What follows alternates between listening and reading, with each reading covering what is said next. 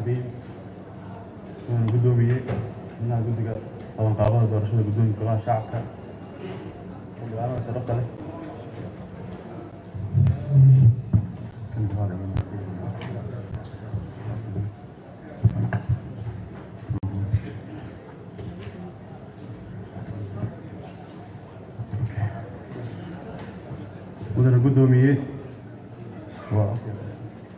mudana gudoomiyey xubnaha guddiga qabanqaabada doorashada guddoonka golaha shacabka howlwadeennada marti sharafta bada saxaafadda ciidamada amniga mudanayaal iyo marweyn asalaamu calaykum waraxmatullaahi wabarakaatu salaan kadib mudanayaal iyo marweyn waxaa sharafii ah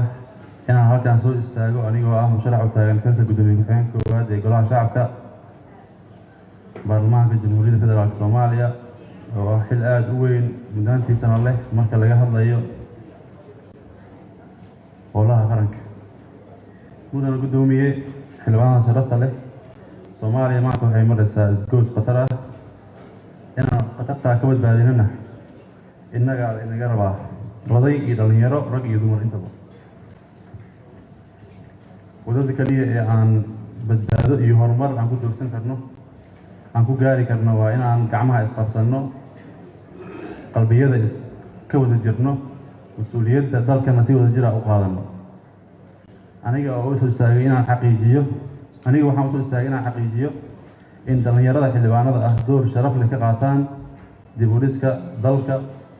iyo saldhigidda sharciyada iyo xeerarka ummadda lagu hagayo sidaa darteed waxaan isleeyahay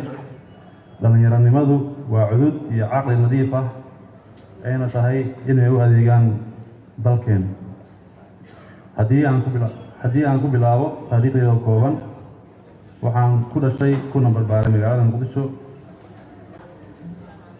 ilaa iyo heerka labaad ee waxbarashada jaamacadda oo aan ka diyaariyey maamulka iyo maareynta waxaan 13 sano ee lasoo dhaafay u shaqeynaya hay-ado kala duwan ee dowladda si gaara waxaa sharafi ah inaan ka soo shaqeeyey golaha shacabka baarlamaanka sagaalaad oo aan ka mid ahaa howlwadeennadiisa waxaan sidoo kale lasoo shaqeeyey hay-adaha dhaqaalaha iyo dib u dhiska dowladda federaalka soomaaliya aniga oo ka duulaya dastuurka ku-meelgaarka iyo xerusaadka golaha ay sii xaqa hadaljeedinta maanta haddii aad i doorataan waxaan diyaarada saari doonaa qodobada soo socda qodobka koowaad madax bannaanida golaha shacabka iyo xeerinta kala aragduwanaanta mudana guddoomiye xildhibaanada sharafta leh si guud baarlamaanka federaalka waa hay-adda ugu sarreysa dalka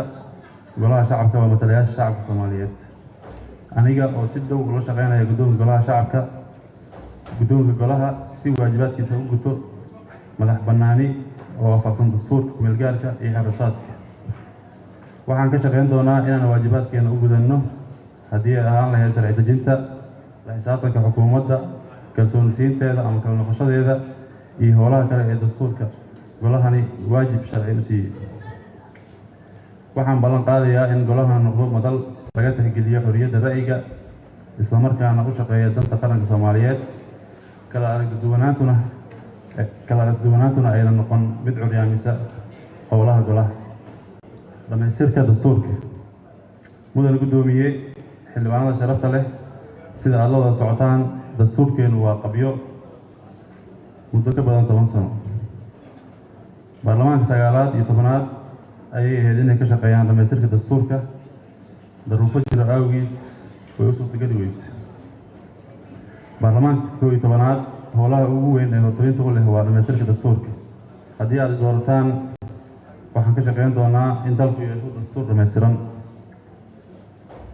dhowrista iyo ku dhaqanka xeerasaadka golaha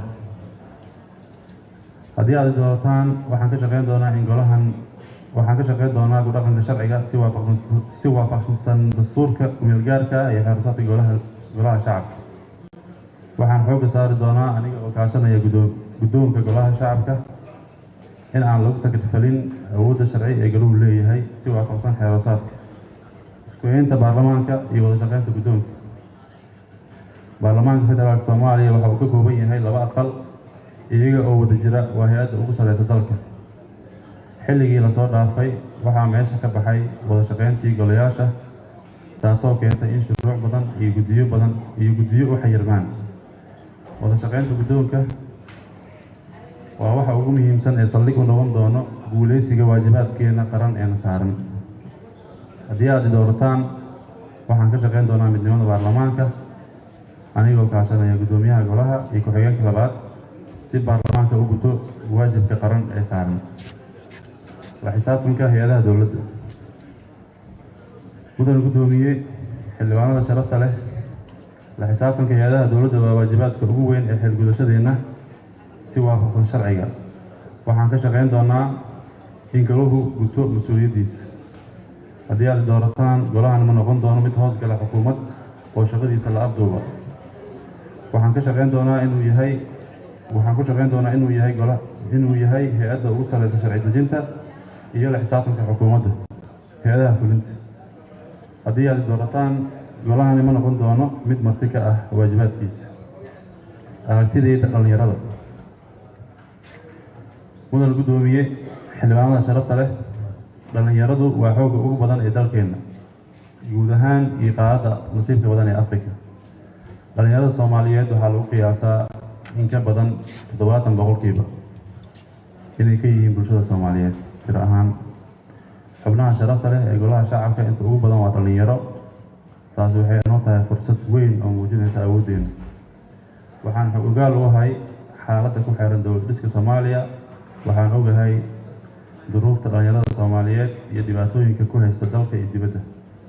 haddii aad doorataan aniga oo si dhow ula shaqeynaya guddoonka golahani wuxuu noqon doonaa mid loogu shaqeeyo aayaha dhallinyarada iyo dhammaan bulshada